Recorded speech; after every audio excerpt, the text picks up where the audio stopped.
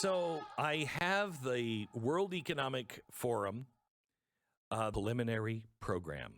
Now, you know you can't trust them right away because program is spelled with 2 M's and an E. The World Economic Forum annual meeting. Oh, it's going to be so great. On Sunday, the first thing you can do at 13:25 o'clock is... 13:25 o'clock? Yes. Yeah. Okay. Experience the future of cooperation. The Global Collaboration Village. That sounds good. I mean, that yeah, really, it's really going to good. be good, okay? Then Klaus Schwab has the reception, the welcome reception. It's going to be great. He's going to warmly embrace you. When I think Klaus, I always think warmly. Right. Don't you? Oh, Yeah, my gosh. he's just a warm guy. He really is. Or would like some people to be warm, really warm. Experience the future of cooperation. Then you have staying on course for nature action. With over 50% of the world's total GDP highly or moderately dependent on nature and its services, economies face increasing risks from inaction in the face of looming tipping points. What global actions should government and business prioritize to accelerate nature-positive progress? And I'll give you some of the people on these meetings here in a minute. Then there's the augmented manufacturing experience. Then rebuilding societal trust. Here's what we've got to do. We want a new global order to rebuild societal trust.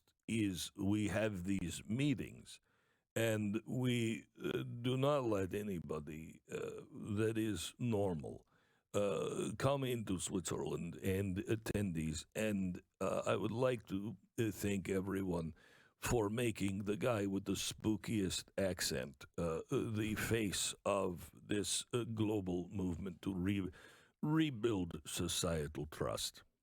Oh, that's good. That's good. That's good. Okay, so we have that. Then future-proofing health systems. The global context of the pandemic and the mounting migration crisis is testing already stressed health systems with disruption to essential services and care reported in 90% of the countries. How can policies and practices and partnerships be adapted and scaled in health systems globally? Then you have, accelerating the reskilling revolution, which is really the Green New Deal. That's accelerating, and so everybody's going to lose their job, and they're going to need to be reskilled.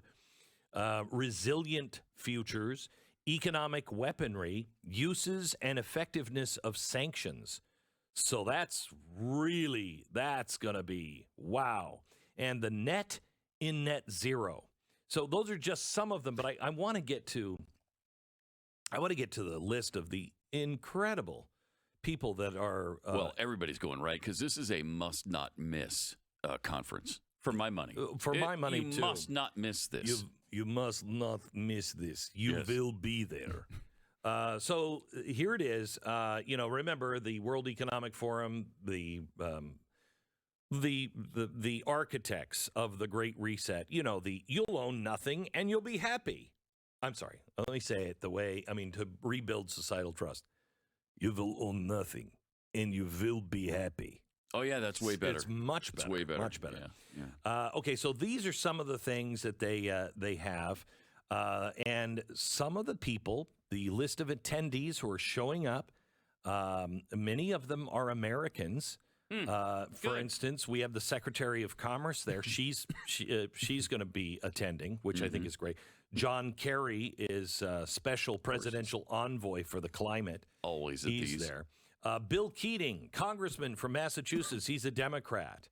Then you have Daniel Miser. He's a congressman from Pennsylvania. He's a Republican. Oh. Yeah. Ted Lieu, congressman from California, Democrat. Madeleine Dean, congresswoman, Pennsylvania, Democrat. Ann Wagner, congresswoman from Missouri. She's a Republican. Christopher Coons, senator from Delaware. He's a Democrat. Darrell Issa is going to be there.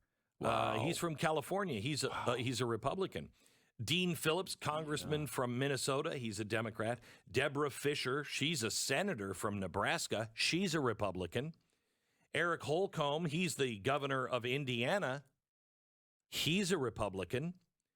John Hickenlooper. Who doesn't love John Hickenlooper? The guy who took his mom to a porn movie when he was 18 or 20 or whatever it was. Remember that? And you didn't? No. A little later for you? Yeah, I think I was 22. Okay, all right. Well, I got to understand that. You're such an extremist. He's the senator from Colorado who is a Democrat. Larry Hogan, the governor of Maryland, who's a Republican. Michael McCall, the congressman from Texas, he's a Republican. Sure is. Who doesn't love Michael? Wow. Pat Toomey. He doesn't have to answer to the people anymore. Yep, from Pennsylvania.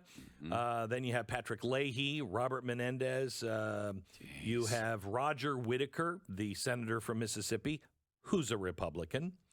Not the singer, Roger Whittaker. No, he was great. Sold more albums in southern Ethiopia than Elvis or the Beatles. My gosh, remember him? He was He was great. He was really awesome. Seth Moulton, he's congressman from Massachusetts, Democrat. Sheldon Whitehouse, senator from Rhode Island, Democrat. Ted Douche, maybe it's Deutsch. Congressman from Florida, he's a Democrat. Francis Suarez, mayor of Miami, who is a Republican. And you know what the people in Miami love? Fascism. Yeah, they do. Fascism, socialism, communism. They just love that. Well, they've come to Florida in large part to spread it from Cuba. Right. That's what they like as to do. Ambassadors. Yeah. You know, they're like, hey, Fidel is so great. You should try it here. Yeah. Yeah, they love that. Yeah. It's just the Republicans who have twisted that message. Bastards. So that's kind of interesting how many wonderful Republicans. Isn't it, though? Yes. And you know what's weird is I'm told by people in Washington, nobody really knows about ESG or the Great Reset. That's weird because you're all there. Yeah. That's weird. And they have to know about the World Economic Forum, don't they? I mean, you can't be that naive to think, this is just going to be about great economics. I'm going to go over there and study. Come on. Yeah.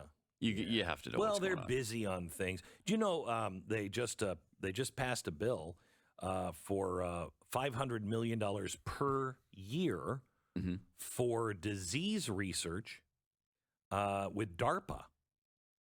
Isn't that great? Because who doesn't want DARPA, the secret? Involved in disease research? Yeah. And how to spread it? Yeah, how to weaponize it, maybe? Of course not. No, not that. They're just looking at diseases. Let's take something that you probably never even heard of, would never come here.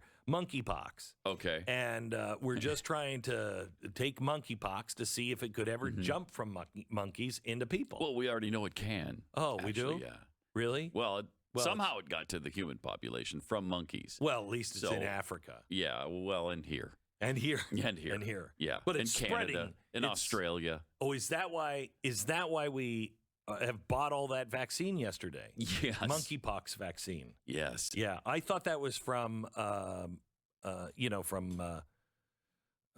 Onion or because the...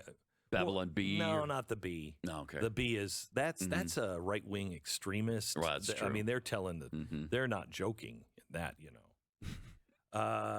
So we got that going on for us. And next week, at this same meeting with all of those people, and they of course will come back and go, "This is a conspiracy," and what are you talking about?